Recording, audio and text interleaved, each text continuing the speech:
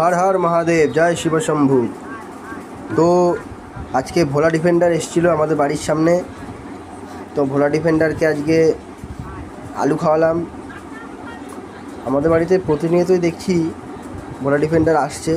একে ভোলা ডিফেন্ডার বলার কারণ হয়তো আপনারা ভাববেন ভোলা ডিফেন্ডার কেন বলছি, কারণ এই হচ্ছে নন্দী মহারাজ, মানে ভগবান শিবের রক্ষক। তো সেই কারণে আমি ওর নাম দিয়েছি ভোলা ডিফেন্ডার। তো ভোলা ডিফেন্ডারকে নিয়ে আজকে একটা ভিডিও তৈরি করলাম। ভোলা ডিফেন্ডারকে আজকে অনেক আলু খাওয়ালাম।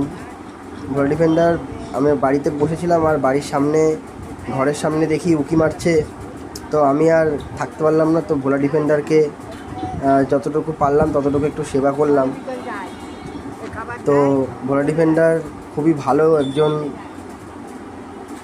একজন ভালো প্রতিভাবান, মানে এমনভাবে এসে তাকাবে আপনাদের সকলের আর কি মন জয় করে নেবে। যাই হোক, নন্দী মহারাজকে জল খেতে দিয়েছিলাম। তো তারপরে সে ভাবলো যে জল খাবো না, তারপরে সে জল না খেয়েই চলে গেল। তো তারপরে আর কিছু বলার ছিল না, তাই সেই কারণে নন্দী মহারাজকে বললাম তাহলে তুমি এখন বাড়ি যাও।